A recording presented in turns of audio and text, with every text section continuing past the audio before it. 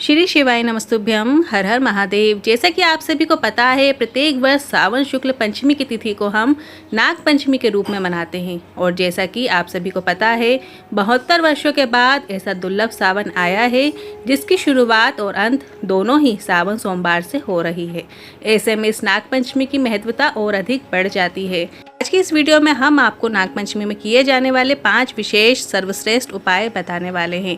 तो बढ़ते हैं पहले उपाय की ओर। नाग पंचमी का महत्व, नाग की पूजन करना तो होता ही है, पर सावन माह में नाग पंचमी आने पर आपको 1 लोटा जल शिवलिंग पर अर्पित करना है।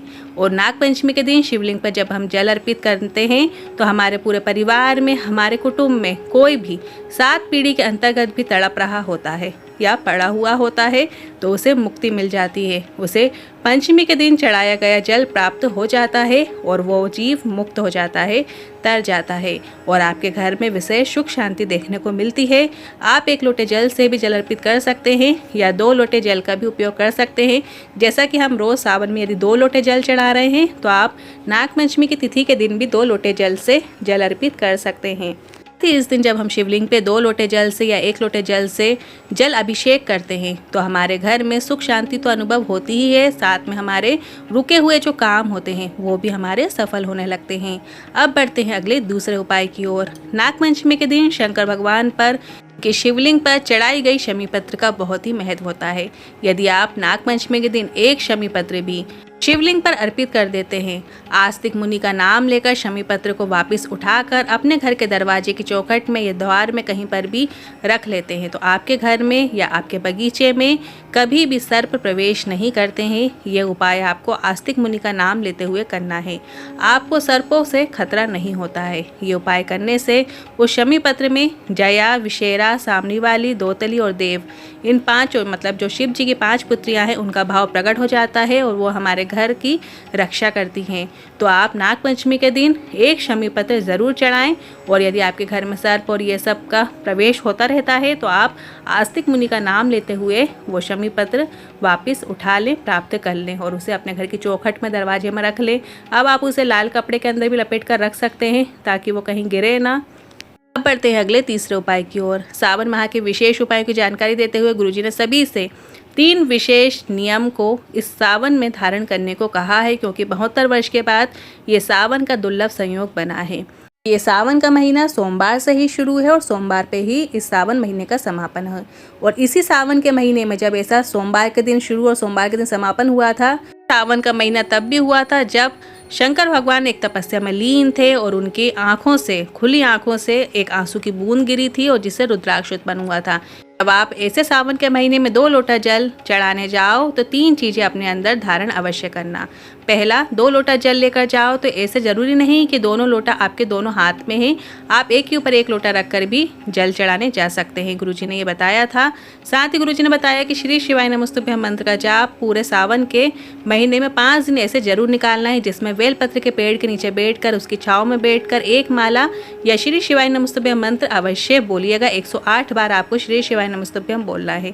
तो जो नाग पंचमी की विशेष तिथि है तो इस तिथि में आप यदि 108 बार श्री शिवाय नमस्तुभ्यम बोल लेते हैं, पुण्य फल की गणना नहीं की जा सकती, क्योंकि ये सावन की विशेष तिथि है, नाग पंचमी की तिथि।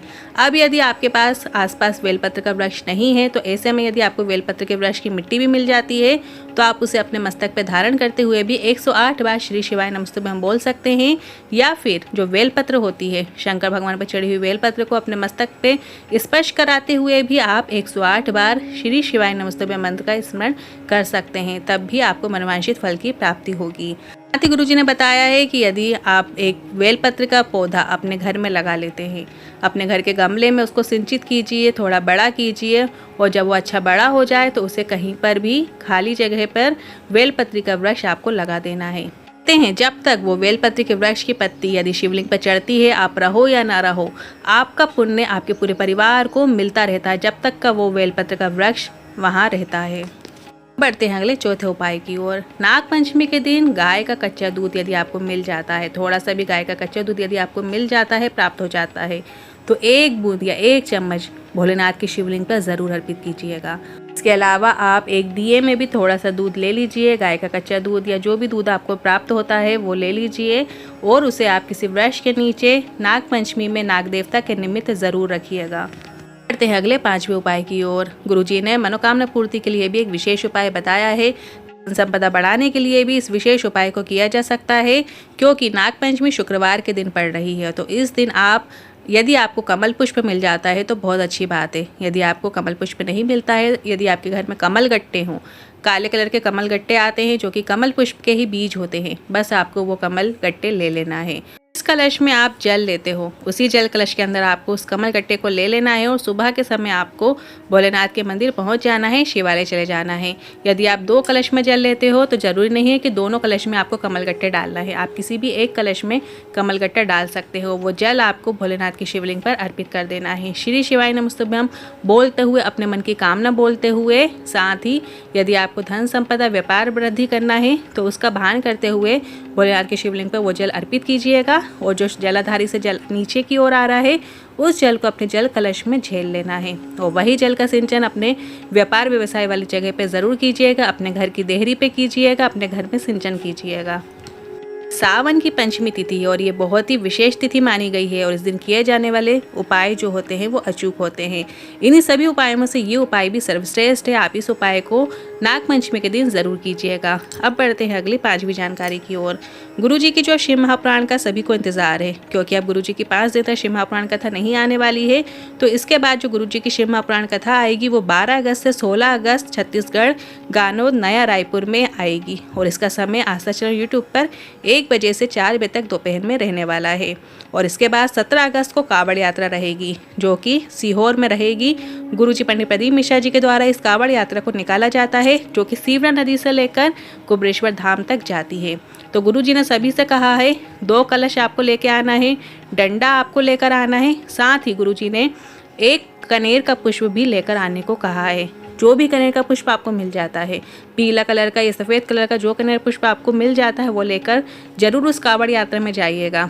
और वो जो कनेर का पुष्प है, क्योंकि कावड़ यात्रा सावन के प्रदोष के दिन रखी गई है और यदि आप सावन के प्रदोष में 1 कनेर का पुष्प भोलेनाथ की शिवलिंग पर अर्पित कर देते हो और यदि कावड़ यात्रा में शामिल हो तो कावड़ यात्रा में जब आप कनेर का पुष्प इतना चल कर और अपनी कामना करते हुए भोलेनाथ की शिवलिंग पर कुबेर भंडारी के ऊपर अर्पित करते हो तो आपकी मनोकामना निश्चित ही देवादेव महादेव पूर्ण करते हैं।